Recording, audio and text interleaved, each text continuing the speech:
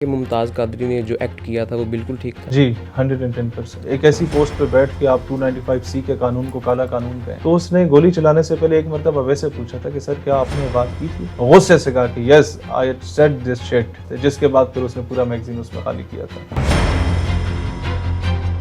اس وقت سنی تحریک اس کو لیڈ کرتی تھی. سرورت اعجاز قادری صاحب کا گروپ تھا، پنڈی کے علماء کا گروپ تھا، پھر جلالی صاحب کا گروپ تھا، پھر رضوی صاحب کی بھی تنظیم کا کوئی اور نام ہوتا تھا اس وقت. تو یہ بات مسلکی تعصب سے یا فرقہ وارانہ تعصب سے یا سیاسی تعصب سے بالا تر تھی.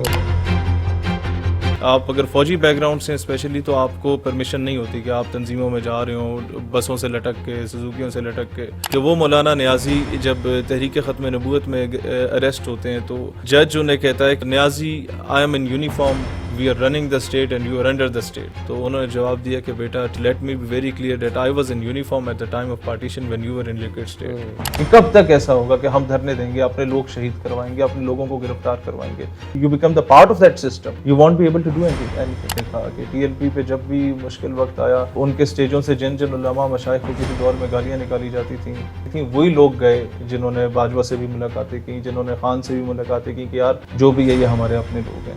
ایک طرف 57 اسلامک کنٹریز ہیں اور ایک خطہ اسرائیل کا. ایوبی نے کہا تھا کہ جب عورت اور شراب آپ کی تلواروں پہ آ جائے مسلمان حکمرانوں کے تو وہ بزدل اور بغیرت ہو جاتے. کہ آپ کی پارٹی کی حکومت آ گئی ہے.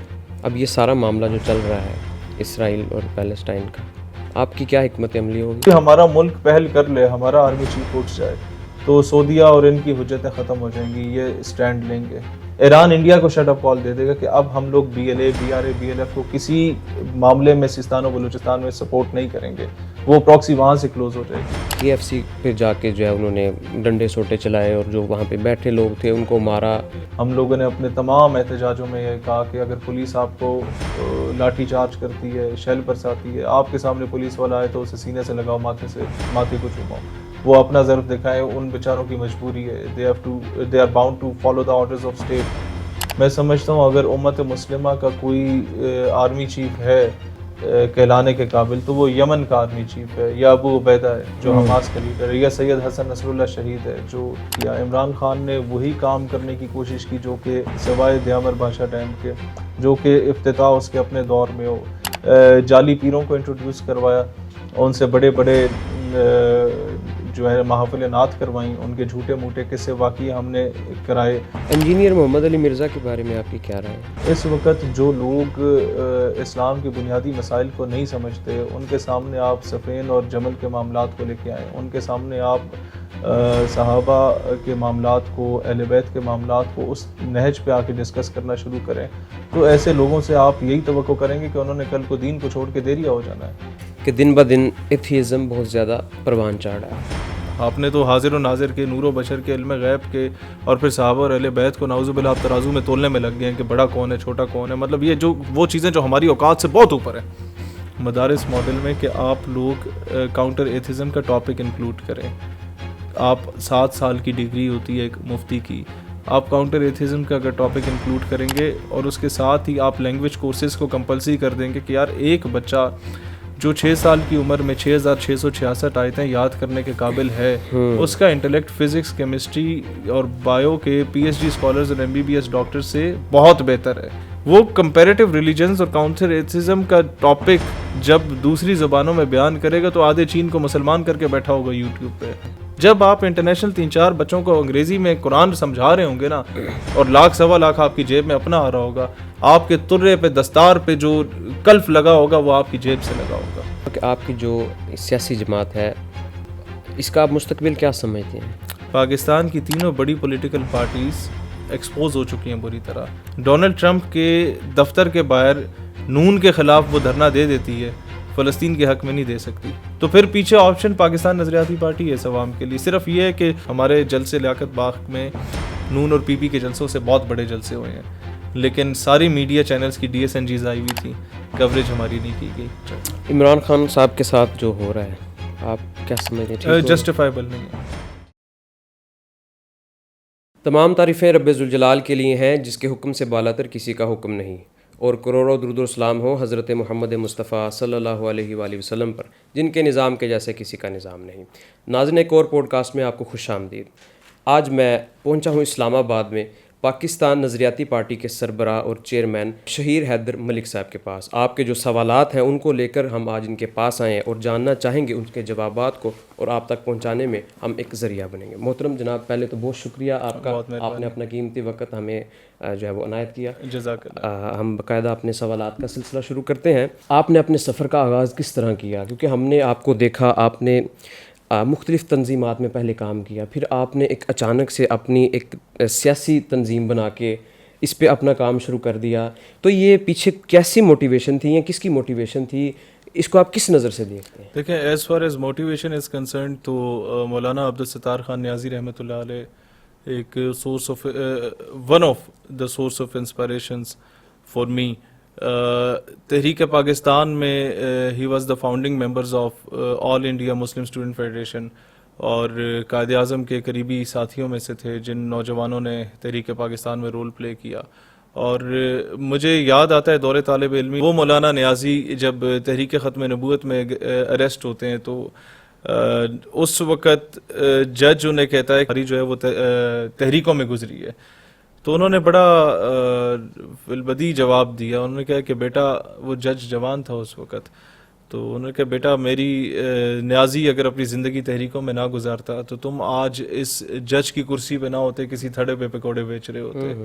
اور یہ وہی مولانا نیازی تھے کہ جن کے پاس جنرل ضیاء الحق مرحوم کا اے ڈی سی آیا اور اس نے کہا کہ نیازی صاحب آپ نے کائنڈلی اب مزید اس میں انوالومنٹ نہیں کرنی.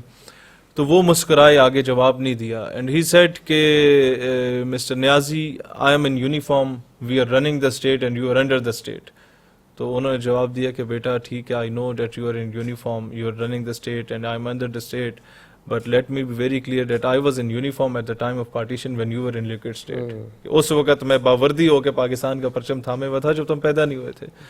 اور پھر ایک بڑے مزے کا سین میری زندگی میں یہ ہوا کہ مولانا نیازی جب زندگی میں فرسٹ ٹائم اریسٹ ہوئے تھے تو وہ کیمپ جیل لاہور میں سولیٹری کنفائنمنٹ میں انہیں اریسٹ کر کے رکھا گیا تھا. اس واقعے کے کوئی 50 ایک سال کے بعد میری زندگی میں بھی پرچے تو کئی ہوئے, لیکن جو پہلی گرفتاری ہوئی وہ لاہور کے ہی کیمپ جیل میں مجھے رکھا گیا. تو مجھے اس کا اندازہ نہیں تھا. جب when I came out تو someone told me کہ مولانا نیازی بھی ادھر اسی جیل میں رہے تھے, تو میں نے کہا یار یہ تو میری حسرت بھی پوری ہو گئی. یہ ویسے کس آپ کے کانٹیکسٹ میں یہ اس وقت یہ معاملہ بنا تھا, ایک وفاقی وزیر صاحب تھے جو آج کل جہاد کے فتووں پہ بڑا وہ تنقید کا نشانہ بنا رہے ہوتے ہیں. انہوں نے اس وقت مسجد وزیر خان لاہور کے باہر بھنگڑا چنگڑا ڈالا تھا, تو ہم نے وہاں جا کے اپنا جلسہ اور احتجاجی مظاہرہ کیا تھا, جس کے عوض انہوں نے پرچہ ہم پہ کرا دیا کہ کار سرکار میں مداخلت ہو گئی ہے, کہ سرکار وہاں اعتکاف پہ بیٹھی ہوئی تھی. تو police came from Lahore to my village to arrest me, اور اینی ہاؤ وہ 1-2 دن سے زیادہ ہمیں نہیں قید رکھ پائے. اس میں آپ نے ذکر کیا کہ فوجی بیک گراؤنڈ ہے آپ کا, اس میں تھوڑا سا بتائیں کہ مثلا کہ آپ کا جو بیک گراؤنڈ ہے وہ آپ کے جو والد صاحب ہیں یا جو مطلب کہ آپ کا پورا ایک قبیلہ ہے, وہ اس کے بارے میں تھوڑا سا بتائیں. دیکھیں, دادا میرے اسکول ٹیچر تھے, اور اس کے بعد انہوں نے چیئرمینی کا الیکشن لڑا, وہ جیتے. والد صاحب ویسٹرن ریل کار یونین کے صدر تھے, میاں والی سے اٹک تک کے جتنے اسٹوڈنٹس تھے ان کو لیڈ کرتے تھے. Then he became an army officer اپنی ڈگری کے بعد, اور he got retired at the rank of brigadier. ان کے چھوٹے بھائی جو ہیں ارشد صاحب, وہ بھی اسٹوڈنٹ لیڈر تھے, انجمن طلبہ اسلام کے ضلعی ناظم ہوا کرتے تھے اٹک میں, پھر کراچی میں بھی اے ٹی آئی کو لیڈ کرتے رہے. ابھی وہ تواتر سے کچھ 6-7 مرتبہ تحصیل جنڈ بار ایسوسی ایشن کے مختلف ٹائم پہ صدر رہے. ان سے چھوٹے جو ہیں وہ گورنمنٹ حشمت علی اسلامیہ کالج کے پرنسپل تھے, وہ بھی انجمن طلبہ اسلام کے ضلع اٹک کے ناظم رہے. پھر میرے 3 کزنز تھے جو مجھ سے بڑے تھے, شاہد وہ اے ٹی آئی کا ناظم تھا, فیصل وہ ایم ایس ایف کا ناظم تھا, بابر وہ اٹک اسٹوڈنٹ فیڈریشن کا ناظم تھا ڈسٹرکٹ اٹک کا, اور تینوں ایک ہی ٹائم پہ 3 مختلف تنظیموں کو میرے ہی کزن لیڈ کر رہے تھے ڈسٹرکٹ میں. اس کے کچھ 6-7 سال کے بعد جا کے میں نے اسٹوڈنٹ پالیٹکس میں قدم رکھا, اور میں نے بھی اے ٹی آئی سے ہی آغاز کیا. جو آپ کہہ رہے تھے کہ بیک گراؤنڈ کہاں سے ہمارا یہ سٹارٹ ہوا, پولیٹیکل بیک گراؤنڈ بھی تو انجمن طلبہ اسلام سے سٹارٹ ہوا. میں چیئرمین کالجز کاؤنسل پورے پاکستان اور آزاد کشمیر کا رہا. اس کے بعد میں نے اسٹیٹ یوتھ پارلیمنٹ اپنی یوتھ آرگنائزیشن بنائی, ایک الائنس بنایا اسٹوڈنٹ لیڈرز کا. تمام جماعتوں کی جو یوتھ ونگز ہیں ان کو آن بورڈ لے کے، اور پھر آج سے 2.5 سال پہلے ہم نے اس کو کنورٹ کیا انٹو اے پولیٹیکل پارٹی اور پاکستان نظریاتی پارٹی کی بنیاد رکھی۔ انجمن طلبہ اسلام کے ساتھ بھی آپ نے کام کیا، اور ہم نے آپ کو دیکھا کہ جب ممتاز قادری کی رہائی کی تحریک چل رہی تھی تو ہم نے آپ کو کئی مقامات پہ آگے دیکھا، تو کیا ہوا کہ بعد میں آپ نے وہ اس تحریک میں بھی آپ اچانک سے غائب ہو گئے ممتاز قادری والی؟ ممتاز قادری کی رہائی تحریک تو جب سٹارٹ ہوئی تھی نا، آئی was in matriculation, I was doing matriculation, اور میرے خیال ہے سب سے کم عمر میں ہی ہوتا تھا اس وقت، جب تب اس وقت سنی تحریک اس کو لیڈ کرتی تھی، سرورت اعجاز قادری صاحب کا گروپ تھا، پھر پنڈی کے علماء کا گروپ تھا، پھر جلالی صاحب کا گروپ تھا، پھر رضوی صاحب کی بھی تنظیم کا کوئی اور نام ہوتا تھا اس وقت، وہ آیا کرتے تھے، اسی طرح سے ملتا جلتا تھا۔ تو یہ سارے، لیکن اس وقت یہ پاپولیرٹی نہیں تھی، مین سنی تحریک اس وقت اپنا رول پلے کر رہی تھی۔ تقریباً ہر پیشی پہ ہم جاتے تھے غازی صاحب کی، اور جنازے تک ہم گئے۔ اس کے بعد 3-4 دن کا دھرنا ہوا ان کے چہلم پہ، اس پہ بھی ہم گئے، لیکن میں سمجھتا ہوں کہ چہلم پہ دھرنا دینا ایک بلنڈر تھا، جنازے پہ دینا چاہیے تھا، جنازے پہ آپ کو موو کرنا چاہیے تھا۔ ہم اس دن روتے ہوئے واپس آئے، میں یونیورسٹی میں پڑھ رہا تھا، اور ہمارا بیچ میں ایک ارادہ بنا بھی، میں نے ڈسکلوز نہیں کیا، لیکن اے ٹی آئی کے اور باقی کچھ دوستوں کو اور وفادار ساتھیوں کو ہم نے آن بورڈ لیا تھا کہ اگر یہ ادھر سے علماء مشائخ اگر بند کر لیتے ہیں سلسلہ کہ یہ جنازے کے بعد گھروں کو جاؤ، تو ہم لوگ نعرے بازی سٹارٹ کر لیں گے۔ ہم نے اپنے میگا فونز بھی رکھے ہوئے تھے، بیگز میں چھپا کے لائے تھے کہ ہم بغاوت کریں گے اور ہم کہیں گے پارلیمان کا گھیراؤ کریں، 70-80 لاکھ بندہ دوبارہ کبھی اکٹھا نہیں ہوگا۔ لیکن کئی ہمارے سینئرز تھے، فہم و فراست والے، انہوں نے کہا نہیں یار، انہوں نے ایک سوال پہ مجھے خاموش کرا دیا کہ اگر پارلیمان کا گھیراؤ کر لو تو یہ اسٹیج پہ بیٹھی ہوئی اعلیٰ شخصیات میں سے کئی ایسی ہوں گی جو منسٹری آف ریلیجیس افیئرز جنہیں دی جا سکتی ہو، فارن افیئرز کا منسٹر کسے بنائیں گے، انٹیریئر منسٹر کسے بنائیں گے؟ میں نے کہا یہ بات درست ہے، میرے لیے سب قابل احترام ہے، لیکن یہ بات درست ہے، ہم ابھی تک اس قابل شاید نہیں ہوئے تھے، وہ ٹیم ہماری تیار نہیں تھی، ورنہ that was the best moment. اور جنازہ 1-1.5 دن لیٹ ہوا تھا، اس 1-1.5 دن میں اگر فہم و فراست والے بڑے دماغ ہمارے اکابر کے اکٹھے بیٹھ جاتے تو اس سے بہتر موقع نہیں تھا، آپ نظام مصطفیٰ کا نفاذ پاکستان میں کر لیتے۔ اور اس دن ہم نے ممتاز قادری کا جنازہ نہیں پڑھا تھا، اس دن ہم نے اپنا جنازہ پڑھا تھا، ہم گئے تو اس کا جنازہ پڑھنے تھے، اپنا پڑھ کے آئے ہیں۔ تو یہ ایک بہت بڑا لاس ہے ہمارے لیے، ممتاز قادری کا شہادت لاس نہیں ہے، اس کی شہادت کو ضائع کرنا ایک بہت بڑا لاس ہے، وہ تو امر ہو گئے، لیکن ہم لوگوں کے پیچھے میں سمجھتا ہوں ابھی کوئی بیکنگ نہیں ہے اس حساب سے، ہم بہت بڑا ایک سانحہ، ممتاز قادری کی شہادت نہیں تھی، سانحہ اس کو دفنانا تھا۔ اچھا، آپ مثلاً کہ ایک سیاسی جماعت کو اس وقت لیڈ کر رہے ہیں، کیا آپ اس جماعت کے ایک چیئرمین ہونے کے ناطے آپ اس چیز کو آن کرتے ہیں اور اپریشیٹ کرتے ہیں کہ ممتاز قادری نے جو ایکٹ کیا تھا وہ بالکل ٹھیک تھا؟ جی 110%۔ تو اس میں جو مطلب کہ دوسری تھیوریز ملتی ہیں کہ سلمان تاثیر گورنر نے جو اپنے بیانات دیے تھے، کہ اس کے اس طرح کے بیانات بھی ملتے ہیں کہ کوئی پاگل ہوگا جو مینٹل کیس ہوگا جو نبی الاسلام کی گستاخی کا سوچتا ہے۔ تو جب ہم اس طرح کے کلپس کو دیکھتے ہیں، میں کبھی بھی کسی بندے کے ایمان پہ شک نہیں کرتا، he was at the helm of affairs, اور وہ ایک بہت ذمہ دار پوسٹ پہ تھے، ایک ایسی پوسٹ پہ بیٹھ کے آپ 295C کے قانون کو کالا قانون کہیں، اور پھر article number 248 of the constitution of Pakistan آپ کو بری و ذمہ کر دیتا ہے کہ جب تک آپ اپنے عہدے پہ فائز ہیں تب تک کوئی آپ پہ، گورنر پہ اور صدر مملکت پہ کسی قسم کا کیس نہیں کر سکتا۔ تو اس بنیاد پہ تو کوئی بھی گورنر اور کوئی بھی صدر مملکت جو اول فول بکتا رہے، کوئی کچھ نہیں کر سکتا۔ اور ممتاز قادری کے سارے ہیرنگ کے پروسیس میں لکھا ہوا تھا، یہ کورٹ کا کاغذات میں لکھا ہوا ہے کہ جب کوسار مارکیٹ میں ممتاز قادری کی ڈیوٹی لگی تھی، سلمان تاثیر کے ساتھ وہ اسائن ہوا تھا، تو اس نے گولی چلانے سے پہلے ایک مرتبہ ویسے پوچھا تھا کہ سر کیا آپ نے یہ بات کی تھی؟ تو اس نے اس کا حلیہ دیکھ کے کہ یہ بھی مولوی ٹائپ ہے، غصے سے کہا کہ یس آئی سیڈ دس شٹ، یہ اس کے آخری الفاظ تھے، جس کے بعد پھر اس نے پورا میگزین اس میں خالی کیا تھا۔ تو میں کبھی بھی اس بنیاد پہ بیک آف نہیں کروں گا اپنی اسٹیٹمنٹ سے کہ ابھی کیونکہ ہم پولیٹیکل پارٹی بن چکے ہیں اور اس کے ہمیں ریپرکشنز فیس کرنے پڑیں گے تو ہم لوگ یہ کہیں کہ ہم جنازے میں گئے تو غلط کیا۔ مجھے یعنی کہ آپ اپنے ہم اپنے قائم ہیں, آپ غازی سمجھتے ہیں یس یس یس یس وہ غازی. اچھا, آپ نے جس طرح آپ نے بتایا آپ نے ممتاز قادری کی رہائی تحریک میں بھی کام کیا, تو اس میں جو ہیں ڈاکٹر اشرف آصف جلالی اور مولانا خادم رضوی, ان کے ساتھ بھی آپ کے تعلقات رہے اب بھی ہیں ان کی فیملیز کا. جلالی صاحب سے بھی سلام دعا ہوتی رہتی ہے. افضل قادری صاحب کے تو میں 2 مہینے پہلے ان کی قبر پہ حاضری ہوئی, ان کے سارے صاحبزادگان سے ملاقات ہوئی, بڑا انہوں نے ریگارڈ کیا. اور سعد بھائی سے بھی پرسوں ترسوں کچھ چیزوں پہ ڈسکشن رہی تھی. اختلاف رائے کچھ چیزوں پہ ہوتا ہے, اور لیکن ایک عقیدت کا رشتہ ان شخصیات کی وجہ سے ہمیشہ سے. آپ رضوی صاحب کے 2-3 دھرنوں میں ہم لوگ گئے, اور فیض آباد کے کئی مورچے جو ہیں وہ تو ہمارے یو ای ٹی ٹیکسلا کے ذمہ داران نے سنبھالے ہوئے تھے, جو ہماری اسٹیٹ یوتھ پارلیمنٹ کے تھے. اور میں سمجھتا ہوں کہ ان کی جگہ وہ تو پھر ہمارے اپنے تھے. مولانا فضل الرحمان صاحب آئے, جماعت اسلامی آئے, یا کوئی ہندو بھی آئے, کوئی سکھ بھی آئے, اور ناموس رسالت کی بات کریں ہم اس کے بھی قدموں میں بیٹھنے کو تیار ہیں.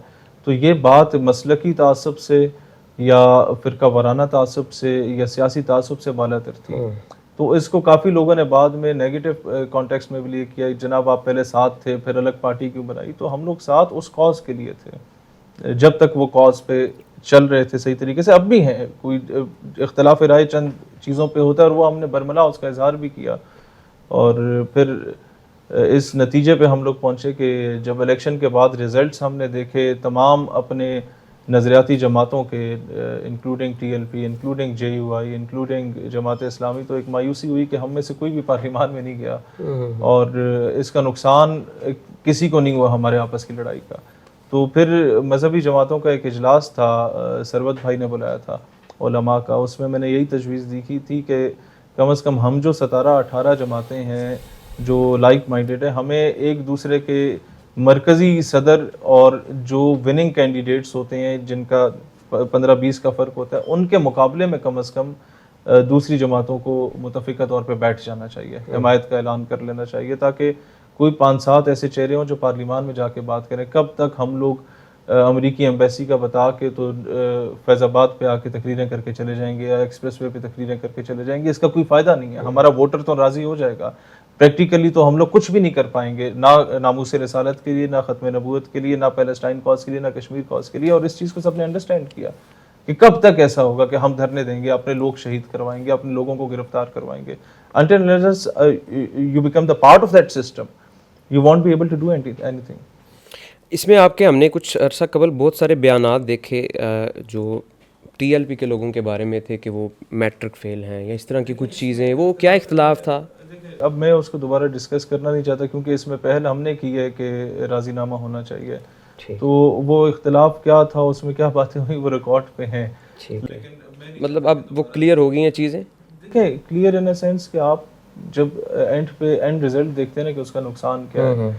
آپ اپنے کسی بھی نظریاتی ساتھی کے کسی کول و فیل سے اختلاف رکھتے ہیں اور اس کا برملا اظہار کرتے ہیں تو آپ کا اپنا پیٹ ننگا ہوتا ہے, کیونکہ at the end of the day وہ آپ کے اوکے سو کے وقت میں اسی نے آنا ہے, اس کے اوکے سو کے وقت میں ہم نہیں جانا ہے. تو اور یہ بارہا ہم نے دیکھا کہ ٹی ایل پی پہ جب بھی مشکل وقت آیا تو ان کے سٹیجوں سے جن علماء مشائخ کو کسی دور میں گالیاں نکالی جاتی تھیں, ان کے مرکز کی جانب سے تو نہیں لیکن کئی لوگوں کی جانب سے نکالی جاتی تھیں, وہی لوگ گئے جنہوں نے باجوہ سے بھی ملاقاتیں کی, جنہوں نے خان سے بھی ملاقاتیں کی کہ یار جو بھی ہے یہ ہمارے اپنے لوگ ہیں, ان کو کائنڈلی آپ ابھی ان سے پابندی ہٹائیں. وہی صاحبزادہ حامد رضا گیا, وہی سارے مشائخ گئے. تو at the end of the day okay so کے وقت میں کام ہمارے انہی لوگوں نے آنا ہے. تو بجائے اس کے کہ ہم آپس میں لڑیں, ایک for a bigger cause, for a noble cause, we should be at the same page. Israel اور پیلسٹائن کا جو کانفلکٹ چل رہا ہے, اس میں ہم نے آپ کی بہت ساری ایکٹیویٹیز دیکھی ہیں پیلسٹائن کے بارے میں, پیلسٹائن کو سپورٹ کرتے ہوئے. تو آپ کیا سمجھتے ہیں کہ 57 اسلامک کنٹریز ہیں اور کتنے مسلمان ہیں, اور اس کے باوجود ایک چھوٹا سا خطہ جو کشمیر کا لگا لیں یا کوئی بھی جہاں پہ آج کل جہاں پہ زیادہ ہائی لائٹ ہے فلسطین کا ہے, تو یہ مسئلہ کیوں نہیں حل ہو رہا کہ ایک طرف 57 اسلامک کنٹریز ہیں اور ایک چھوٹا سا خطہ اسرائیل کا؟ Quality is something that matters, quantity doesn't matters. اور اس وقت ہم لوگ وہی جھاگ کے برابر مانند ہو چکے ہیں. تعداد میں ہم بہت زیادہ ہیں لیکن فیکٹ آف دا میٹر اس کہ ہم لوگ بہت زیادہ بزدل اور بغیرت ہو چکے ہیں. ہماری تلواروں پہ عورت اور شراب آ چکی ہے, اور ایوبی نے کہا تھا کہ عورت پہ جب عورت اور شراب آپ کی تلواروں پہ آ جائے مسلمان حکمرانوں کے تو وہ بزدل اور بغیرت ہو جاتا ہے. یہی حال ہے. اور اقبال نے بہت پہلے اس کی پریڈکشن کی تھی کہ فکر عرب کو دے کے فرنگی تخیلات اسلام کو حجاز و یمن سے نکال دو. اور پھر کہا تھا کہ اغوانیوں کی غیرت دین کا ہے یہ علاج کہ ملا کو ان کے کوہ و دمن سے نکال دو. وفا کا کشک موت سے ڈرتا نہیں ذرا روح محمد اس کے بدن سے نکال دو. اس وقت ہم لوگ جس پہ تکیہ کر کے بیٹھے ہوئے اقوام متحدہ پہ, تو اقوام متحدہ میرے نزدیک امیر ممالک کے گھر کی طوائف کا نام ہے. آپ اس سے کوئی توقع نہیں کر سکتے. آپ اگر کہیں کہ جناب اس کا حل کیا ہے کشمیر کے معاملے میں یا پیلسٹائن کے معاملے میں, تو ایک بڑی سمپل سی اگزامپل ہے. جب آنریبل پرائم منسٹر نے مذمت کی اسرائیلی مظالم کی, تو ہم نے اس کے رسپونڈ میں جناب پارک کے باہر جلسے سے خطاب کرتے ہوئے ان کو پیغام دیا تھا کہ میاں صاحب اگر آپ کو کوئی اریسٹ کر لیتا ہے اور وہ اسے مارتا ہے آپ کو, تو میں دفتر کے باہر کھڑے ہو کے نعرہ لگاؤں شہباز شریف قدم بڑھاؤ ہم تمہارے ساتھ ہیں.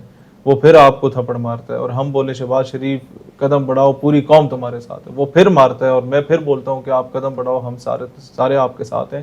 تو ایک وقت آئے گا کہ جب آپ مجھے بولیں گے کہ بکواس بند کرو, اندر آؤ اور اس قابض بندے سے میری جان چھڑاؤ, اور یہی مسئلہ فلسطین کا حل ہے. اس وقت میں جب لاسٹ ٹائم گیا پیلسٹائن ایمبیسی میں, تو پیلسٹائن یونین آف اسٹوڈنٹس کا جو چیئرمین تھا, he was a medical doctor, اس سے میں نے کہا کہ یار کوئی بینک اکاؤنٹس ہمیں بتا دیں تاکہ ہم لوگ کوئی جو دال دلیا ہماری جیب میں ہم کچھ ڈونیٹ کر لیں, ہمارے دوست ڈونیٹ کر لیں. تو وہ ہنسنے لگ گیا. اس نے کہا شہیر مجھے تم سے توقع نہیں تھی کہ تم چندوں کی باتیں آگے کرو گے میرے ساتھ, مجھے تمہاری ملک سے کچھ نہیں چاہیے, ہم گھاس کھانے پہ بھی رضامند ہیں, آپ کے ملک سے ہم لوگ کچھ اور ایکسپیکٹ کرتے ہیں. آپ ایک نیوکلیئر اسٹیٹ ہے اور آپ ہمیں کہو گے کہ ہم آٹا دیں گے, گھی دیں گے, ڈبل روٹی دیں گے, تو سوری ہمیں نہیں چاہیے. ایک لمحے کے لیے گمان کریں کہ آپ کی پارٹی کی حکومت آ گئی ہے, اب یہ سارا معاملہ جو چل رہا ہے اسرائیل اور پیلسٹائن کا, آپ کی کیا حکمت عملی ہوگی ان مظلوم مسلمانوں کی امداد کے لیے؟ Very first I would order my army chief, naval chief and air chief کہ آپ اسٹریٹجی بنائیں, اور فارن آفس کو ہم لوگ فلی اکوپ کریں گے. جارڈن جو کہ اس وقت سارے کہتے ہیں بیک آف کر کے بیٹھا ہوا ہے, یہی جارڈن تھا جس نے ہمیں جہاز دیے تھے اور ہمارے پائلٹس نے جا کے اٹیک کیا تھا اسرائیل پہ, اور اسرائیل کے ایئر فورس کے جو پائلٹس ہیں ان کی یونیفارمز آج بھی ہمارے میوزیمز میں موجود ہیں. تو جارڈن کا صدر چینج نہیں ہوا, اس کا والد تھا اس دور میں اور ابھی اسی کا بیٹا ہے, بادشاہت وہی ہے, لیکن بیکنگ پہ پاکستان نہیں ہے. اب جب بیکنگ پہ Pakistan as a nuclear state کھڑا ہوگا, ایران بھی تکڑا ہوگا, یمن بھی تکڑا ہوگا, لیبنان بھی تکڑا ہوگا. اور میں آپ کو ایک بات بتاؤں, سب سے بڑا بینیفٹ اس کا پاکستان کو کیا ہوگا کہ جو افغانستان سے پروکسی ہمارے اگینسٹ استعمال ہو رہی ہے TTP کی صورت میں, وہ ختم ہو جائے گی. ورنہ اس کی عوام افغانی طالبان سے بغاوت کر لے گی کہ جب وہ فلسطین کے لیے جہاد کر رہے ہیں تو تم کیوں بیچ میں مسئلہ کر رہے ہو. ایران انڈیا کو شٹ اپ کال دے دے گا کہ اب ہم لوگ BLA, BRA, BLF کو کسی معاملے میں سیستان و بلوچستان میں سپورٹ نہیں کریں گے, وہ پروکسی وہاں سے کلوز ہو جائے گی. آپ کی سیپریٹسٹ موومنٹس آٹومیٹکلی وہ ختم ہو جائیں گی. پھر آپ ایجپٹ کو بھی اسی طریقے سے آن بورڈ لے سکتے ہیں. عرب وار میں سارے عربی لڑے تھے, اس وقت بغیرتی کرنے والا کوئی نہیں تھا. وہ کیوں لڑے تھے کہ اس وقت ہمارے اندر غیرت تھی اور دلیر آرمیز ہمارے ساتھ تھی. پاکستان میں سمجھتا ہوں سب سے امپورٹنٹ رول پلے کر سکتا ہے. ہم انڈونیشیا کو آن بورڈ لیں, ترکیہ کو آن بورڈ لیں, ہم ایک بہت بڑا ایک جو نیول اعتبار سے ہم لوگ اٹیک کر سکتے ہیں اس کے ساتھ.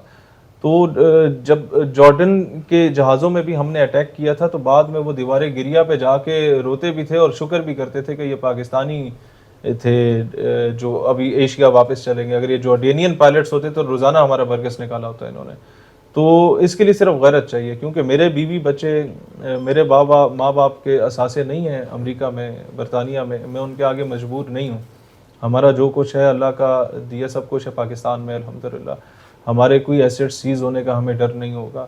ہم نے کوئی ایسے ویک پوائنٹس عورت اور شراب کے معاملات میں ہماری ویڈیوز نہیں بنی ہوئی جس پہ مغرب ہمیں بلیک میل کر سکتا ہو.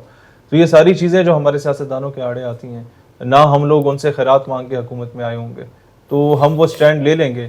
جو امت مسلمہ اس وقت پاکستان سے توقع. اسرائیل اور اس کو سپورٹ کرنے والی جو کمپنیز ہیں ان کی پروڈکٹس کا بائیکاٹ کرنا چاہیے آپ کی نظر میں؟ میری نظر میں کرنا چاہیے جتنا ہو سکتا ہے. کئی جگہوں پہ آپ دیکھیں موبائل فونز ہیں, آپ کی مجبوری ہوتی ہے, کئی اور اس طرح کی چیزیں ہوتی ہیں, لیکن میکسیمم ایپس آپ جتنی استعمال کر رہے ہیں عموماً انہی امریکن اونڈ ایپس ہیں. لیکن جو چیز آپ کے اختیار میں ہے کہ اس کا بائیک آؤٹ کرنے سے آپ مر نہیں جاتے یا آپ کی کاز کو کوئی نقصان نہیں پہنچا, آپ کریں. کھانے پینے کی اشیاء پہ, پہننے کی اشیاء پہ, اوڑھنے بچھونے کی اشیاء پہ اگر کر سکتے ہیں تو کرنا چاہیے جس حد تک جا سکتے ہیں.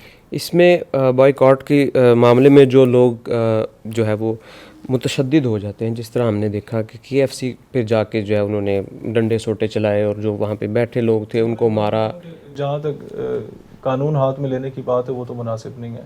آپ بائیک آؤٹ کریں, آپ وہاں نہ جائیں, اور آپ اٹیک کریں گے it means you are promoting them, اور آپ خواہ میں اپنی ریاست کی پالیسیز کو ایکسپوز کر رہے ہوں گے جو اس کے بعد انہوں نے آپ کے ساتھ کرنا ہے.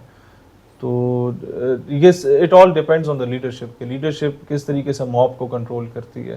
مجھے یاد ہے جب ہالینڈ کے گستاخانہ خاکوں کے خلاف ہم نے دھرنا دیا تھا تو ایک جگہ پہ مذاکرات میں ہم بالکل فیل ہونے لگ گئے تھے جب ہمارے سامنے وہ ویڈیوز آئیں کہ ہم مذاکراتی فیز میں بیٹھے ہوئے تھے اور ایک فارینر خاتون کی گاڑی پہ ہمارے ہی دھرنے میں ایک موب جنریٹ ہوا جس نے اس پہ اٹیک کیا.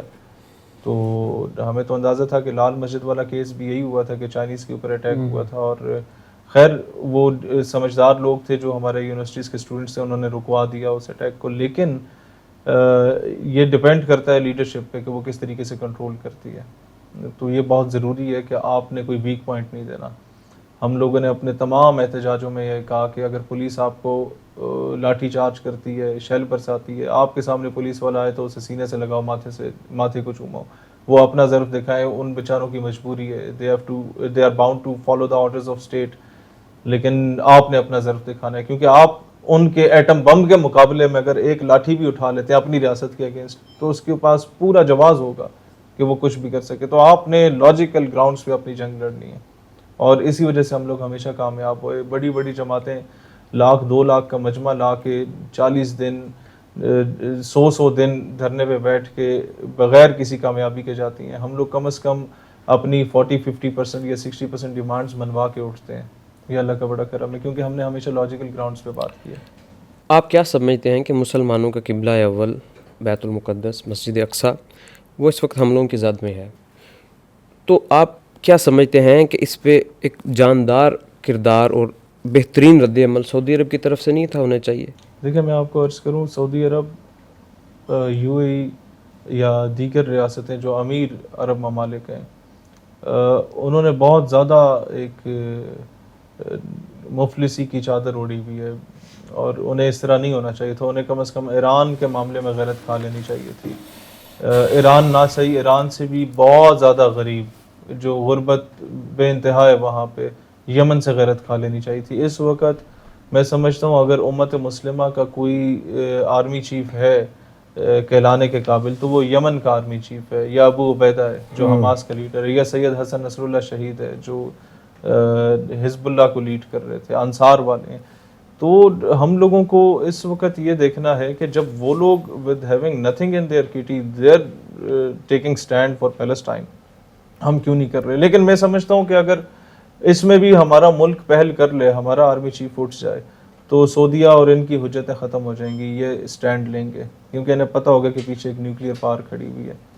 اور تو کیا وجہ ہے کہ ہمارے ملک کی طرف سے حالانکہ علماء نے بھی پچھلے دنوں فتویٰ جہاد بھی دیا, تو ایسی کون سی مجبوریاں آپ سمجھتے ہیں کہ جس کی وجہ سے کوئی عملی طور پہ اس طرح کا کام سامنے نہیں آ رہا؟ مجبوریاں ان کے نزدیک تو یہ ہیں کہ ان لوگوں نے قرضے اتنے لیے ہوئے ہیں, ان لوگوں نے لانگ ٹرم پالیسیز پہ کام ہی نہیں کیا. عمران خان نے وہی کام کرنے کی کوشش کی جو کہ سوائے دیامر بادشاہ ڈیم کے, جو کہ افتتاح اس کے اپنے دور میں ہو,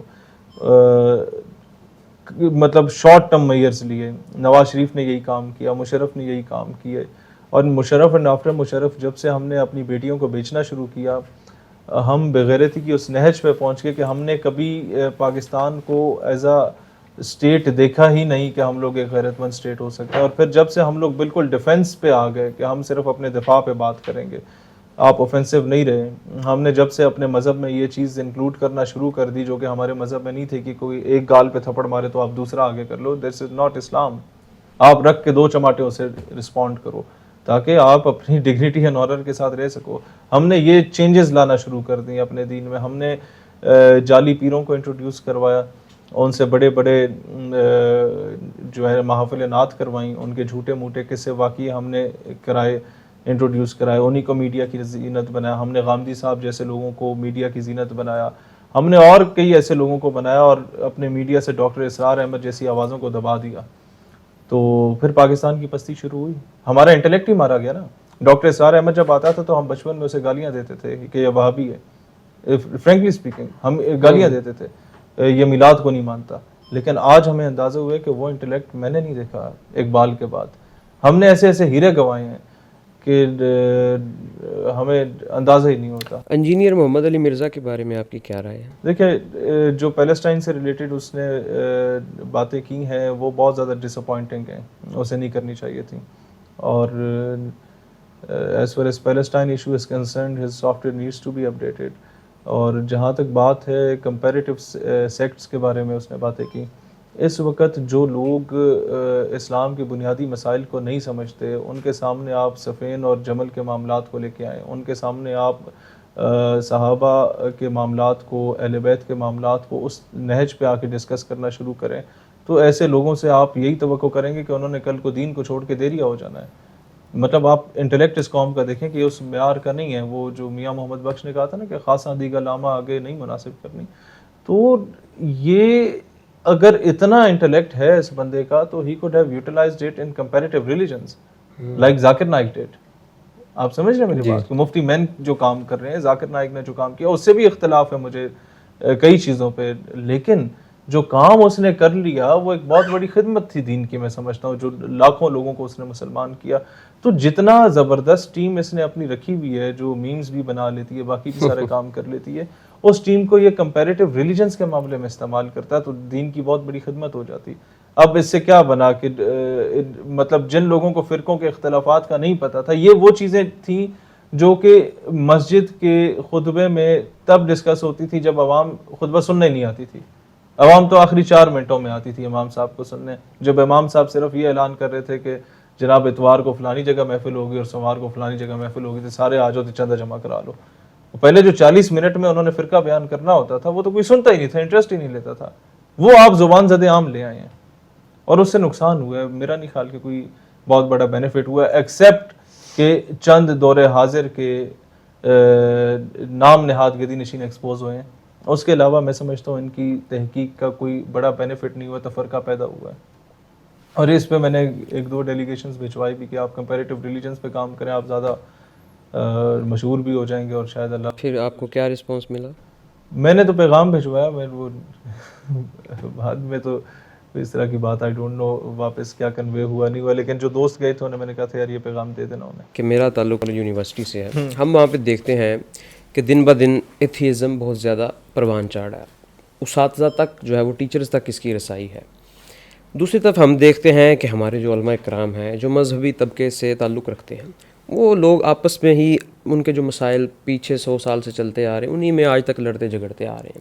تو کیا وجہ سمجھتے ہیں کہ ان علماء کا, ان تنظیمات کا اس جگہ پہ کام کیوں نہیں ہے؟ کیونکہ اب دیکھیں آگے جو ہماری گورنمنٹ بنتی ہے یا کہیں بھی جب منسٹرز لگتے ہیں وہ مدارس میں تو بہت کم, مدارس کے تو لوگ بہت کم اس میں ہوتے ہیں, نہ ہونے کے برابر. یہی لوگ آگے جا کے جو ہے وہ میں ملک کی باغ دور سنبھالتے ہیں. تو ان کو کیوں نہیں جو ہے وہ دیکھیں, ایک تو ہم تماشبین قوم ہیں, جہاں پہ بندر ناچے گا ہم تماشا دیکھنے پہنچیں گے, اور ہمیں یہ چٹ پٹی باتیں زیادہ اچھی لگتی ہیں کہ ہم لوگ ایک دوسرے کے مکاتب فکر کے مقدسات کے بارے میں بات کریں نعوذ باللہ, اور اس پہ عوام زیادہ اچھلتی ہے. تو اسی پہ ان کو چندے بھی ملتے ہیں, نذرانے بھی ملتے ہیں, ان کا دال دلیا بھی چلتا ہے, انہی کا چورن اس چیز پہ بکتا ہے زیادہ. اب آپ جا کے کمپیریٹیو ریلیجنس کی بات کریں گے, آپ جا کے کہیں گے کہ اب دیکھیں بات حاضر و ناظر سے, نور و بشر سے اور علم غیب کے مناظروں سے بہت اوپر چلی گئی ہے کہ لوگ اللہ تعالیٰ کے وجود سے انکاری ہوئے ہوئے ہیں. ایتھیزم جب پھیل رہا ہے تو اس وجود کو آپ سائنٹیفکلی پروو ہی نہیں کر پا رہے کیونکہ آپ نے وہ پڑھا ہی نہیں. آپ نے تو حاضر و ناظر کے، نور و بشر کے، علم غیب کے، اور پھر صحابہ اور اہل بیت کو نعوذ باللہ آپ ترازو میں تولنے میں لگ گئے ہیں کہ بڑا کون ہے چھوٹا کون ہے. مطلب یہ جو وہ چیزیں جو ہماری اوقات سے بہت اوپر ہیں اس کو ہم لوگ معاذ اللہ ہمارے سارے بڑے ڈسکس کرتے رہے ہیں اپنے اپنے ممبروں سے. اور یہ اس کا لاس کیا ہوا ہے؟ پاکستان کی آئیڈیالوجی کو ایک بہت بڑا لاس ہوا. جو یونیورسٹی آف پونچھ، میں اس کے سولوشن کی طرف بھی آتا ہوں. یونیورسٹی آف پونچھ راولہ کوٹ میں ایڈریس کرنے گیا تو وائس 3-4 اور بھی گیسٹ اسپیکر تھے. جو وائس چانسلر کا ویلکم نوٹ تھا تو پیچھے سے نعرے لگے کہ پاکستانی فوجیوں کشمیر ہمارا چھوڑ دو. میرے لیے نئی چیز تو نہیں تھی، مجھے پتا تھا وہ ناراض ہیں ہم سے، لیکن اس حد تک کہ وائس چانسلر کی موجودگی میں ایک اسٹوڈنٹ نعرہ لگا رہے یہ مجھے نہیں اندازہ تھا. شام کو بنجوسا لیک پہ میں نے ساروں کو بلایا جتنے اسٹوڈنٹ لیڈرز تھے مختلف جماعتوں کے. میں نے کہا یار یہ کئی وجوہات ہوں گی، کوئی ایک وجہ آپ بھی بتا دو. کہتے جی ایک وجہ کئی وجوہات میں ایک یہ بھی ہے. ایک تو یہ ہے کہ جی پاکستانی گورنمنٹ کبھی کشمیر سے سنسیئر رہی نہیں ہے، عوام سنسیئر ہے، گورنمنٹس نہیں ہیں، اور ہماری شہادتوں کو بیچا گیا. وہ سارے کئی حد تک ان کی باتیں درست ہیں. لیکن کہتے ہیں ایک وجہ یہ ہے کہ یہاں پر انٹرنیشنل فنڈنگ اتنی ہوئی ہے کہ بچے 2 آتے ہیں بائک پہ، پمفلیٹس انہوں نے پرنٹ کیے ہوتے ہیں کہ اللہ ہے تو کدھر ہے تو نظر کیوں نہیں آتا، اور جو ظلم ہو رہا ہے اس پہ اللہ کیوں کچھ نہیں کر رہا. اس طرح کے سوالات لکھے ہوتے ہیں اور وہ مسجد کے صحن میں جمعے کے دن پھینک کے بھاگ جاتے ہیں جب امام خطبہ دے رہا ہوتا ہے عربی والا. تو وہ جیسے ہی وہاں مسجد میں موجود لوگ اسے پڑھتے ہیں امام کے پاس لے کے جاتے ہیں کہ جناب اس کا جواب. تو امام جواب میں کہتا ہے کہ واجب القتل ہے یہ بندہ جس نے بھی کیا، یہ گستاخ ہے، مرتد ہے، کافر ہے. وہ کہتے ہیں یار وہ تو ہے کافر، اس کا جواب کیا ہے؟ تو وہ جواب اس لیے نہیں ہوتا کہ 7-8 سال کے اس کورس میں یہ چیز اس نوعیت پہ پڑھائی نہیں جاتی. آپ یہ نہیں پڑھاتے کہ یار کوئی ہستی ہے جو ایک ڈسپلن طریقے سے سورج کو بھی لاتی ہے، چاند کو بھی لاتی ہے، ظہور آفتاب بھی ہوتا ہے، طلوع آفتاب بھی ہوتا ہے، چرند پرند کو کوئی پیدا کرنے والی شخصیت ہے، کوئی ایسی ہستی ہے جو اس پورے نظام کو چلا رہی ہے. وہ کون ہے؟ مطلب ایک اللہ نے تاثیر رکھنی ہو نا کسی کی زبان میں. تو فوجی آفیسر میٹ می، اس نے کہا جی میں امریکہ میں تھا تو مجھے ایک ایتھسٹ ملا اور اس نے کہا کہ I do not believe in Allah, I do not believe in God. تو کہتا میں نے اسے جواب میں بولا کہ it means that there is some thing جس کو آپ اگنور کر رہے ہو اور کہہ رہے ہو کہ I do not believe in ہم. تو وہ آفیسر مجھے بتا رہا تھا کہ میرے اس جواب پہ وہ رونے لگ گیا. یار بات تمہاری درست ہے، یہ میرے اندر کا غبار تھا جو میں بول رہا تھا، لیکن حقیقت کچھ اور ہے. اس کا سلوشن کیا سمجھتے ہیں؟ تو اس کا سلوشن یہ ہے، پاکستان نظریاتی پارٹی نے کہا تھا مدارس ماڈل میں کہ آپ لوگ کاؤنٹر ایتھزم کا ٹاپک انکلوڈ کریں. آپ 7 سال کی ڈگری ہوتی ہے ایک مفتی کی، آپ کاؤنٹر ایتھزم کا اگر ٹاپک انکلوڈ کریں گے اور اس کے ساتھ ہی آپ لینگویج کورسز کو کمپلسری کر دیں گے کہ یار ایک بچہ جو 6 سال کی عمر میں 6666 آیتیں یاد کرنے کے قابل ہے، اس کا انٹلیکٹ فزکس، کیمسٹری اور بایو کے PhD اسکالرز اور MBBS ڈاکٹر سے بہت بہتر ہے. اس بچے کو آپ 6 مہینوں میں انگریزی یاد کروا سکتے ہیں. وہ کمپیریٹیو ریلیجنز اور کاؤنٹر ایتھزم کا ٹاپک جب دوسری زبانوں میں بیان کرے گا تو آدھے چین کو مسلمان کر کے بیٹھا ہوگا یوٹیوب پہ. آدھی دنیا جو کیتھولک، پروٹیسٹنٹ اور آرتھوڈاکس سے اپنے ریلیجنس چینج کر کے ایتھزم کی طرف جا رہے ہیں. ہندوز سب سے زیادہ جا رہے ہیں انڈیا میں. مطلب جو دلت سے، شودرز ہیں، ان کے تو آباء و اجداد بہت پہلے آدھوں کے تو مسلمان ہو گئے تھے اپنی برہمن راج کے اگینسٹ کہ یہ ہمارے اوپر تفریق کا معاملہ تھا. جو رہ گئے ہیں وہ ایتھسٹ ہو رہے ہیں، اولادین ہو رہے ہیں. تو آپ ان کو کنونس کر سکتے ہیں. اور پھر سب سے بڑا بینیفٹ یہ ہے کہ اگر آپ لینگویج کورسز کو نمل کے ساتھ یا اس طرح کی یونیورسٹیز کے ساتھ ایفیلیٹ کر کے اسٹیٹ اسپانسر کریں لینگویج کو، تو آپ بڑے اچھے انداز میں 3-4 اسٹوڈنٹس کو بھی اگر اوورسیز پڑھا لیتے ہیں آن لائن تو آپ کا 1,00,000-1,25,000 مہینے کا بن جاتا ہے.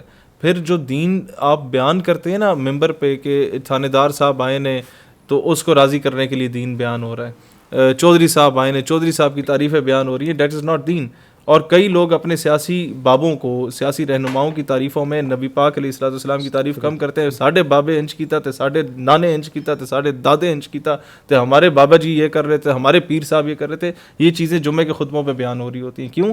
کیونکہ اس کا ووٹر راضی ہوتا ہے، وہی کمیٹی کا حصہ ہوتا ہے، اور وہ پولیٹیکل پارٹی اس طریقے سے مفلوج کر کے رکھ چکی ہے پورے دینی نظام کو. اور یہ KPK میں ایک پارٹی نے سنبھالا ہوا ہے، پنجاب میں ایک نے سنبھالا ہوا ہے، بلوچستان میں ایک نے سنبھالا ہوا ہے. آپ کیوں ایسا کرتے ہیں؟ کیونکہ آپ ان کے چندوں پہ پلتے ہیں. جب آپ انٹرنیشنل 3-4 بچوں کو انگریزی میں قرآن سمجھا رہے ہوں گے نا، اور 1,00,000-1,25,000 آپ کی جیب میں اپنا آ رہا ہوگا، آپ کے ترے پہ دستار پہ جو کلف لگا ہوگا وہ آپ کی جیب سے لگا ہوگا. پھر آپ کہیں گے کہ چودھری صاحب آج کے بعد مسجد میں نہیں آگنا اگر کسی بیٹی کے جو ہے آپ نے حق مارا ہو. تھانے دار صاحب آج کے بعد مسیتی نہ ہو اگر آپ نے جو ہے وہ رشوت لی ہو.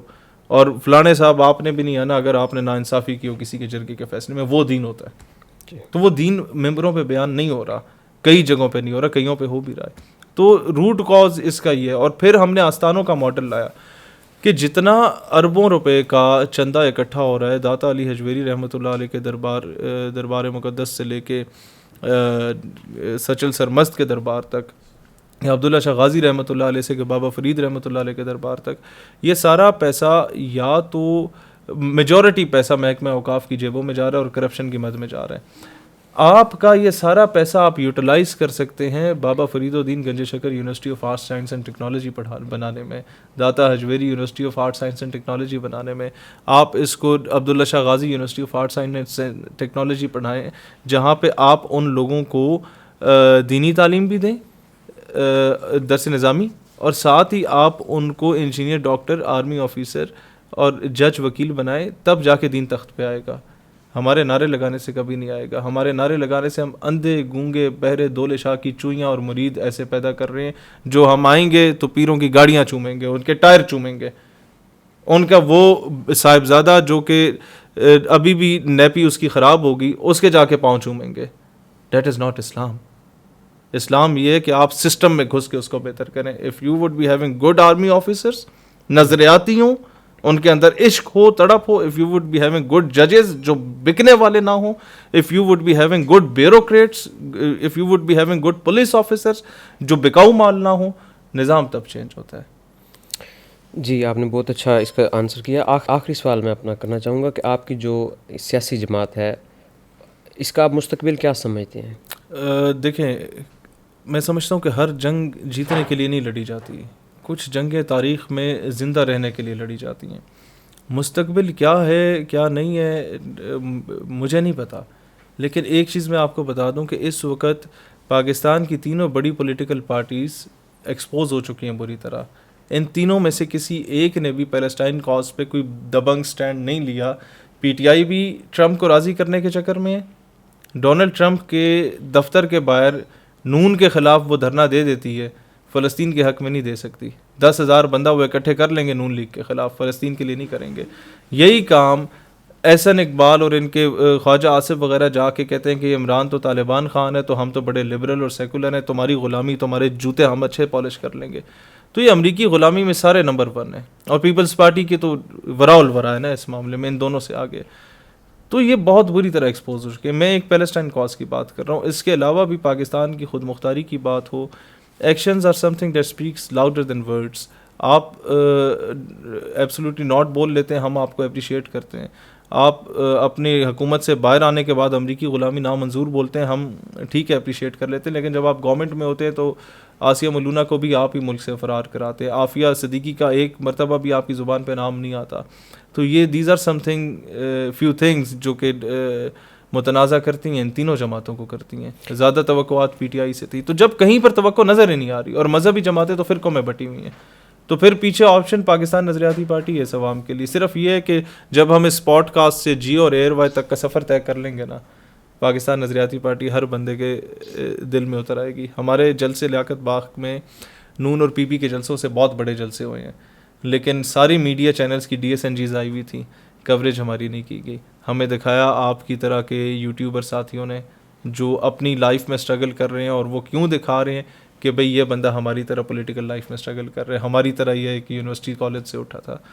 تو ان کی وجہ سے لوگوں تک ہمارا میسج کنوے ہوتا ہے. جس دن ہم الیکٹرانک میڈیا کی زینت بن گئے, بائی ہوک اور کروک بن گئے, یا مہربانی سے بن گئے, کسی طریقے سے بن گئے, اس دن ہمارا نیریٹو لوگوں تک پہنچ جائے گا. عمران خان صاحب کے ساتھ جو ہو رہا ہے آپ کیا سمجھتے ہیں؟ جسٹیفائبل نہیں ہے کبھی بھی. دیکھیں, اختلاف رائے میں نے ابھی آپ کے سامنے کر لیا ان سے, لیکن جب وہ جیل میں اور میں بولوں کہ جناب نہیں وہ ضرورت سے زیادہ غلط ہیں, تو یہ بھی میرا ظرف جات نہیں دیتا.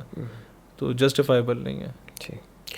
جی بہت شکریہ. جی ناظرین, تو آپ نے دیکھا ہمارے سوالات کے بہت ہی بہترین انداز میں شہیر سیالوی صاحب نے جوابات دیے, آپ نے جو ہم تک سوالات پہنچائے تھے، ہم نے کوشش کی وہ سارے سوالات ان تک پہنچائیں. ان کا مقصد، ان کی جو ایک سیاسی جماعت ہے، آپ دیکھتے ہیں کہ مستقبل میں اس کے کیا ثمرات مرتب ہوتے ہیں. اسی کے ساتھ مجھے اجازت دیں، ملیں گے انشاءاللہ اگلے پوڈ کاسٹ میں. اللہ نگہبان.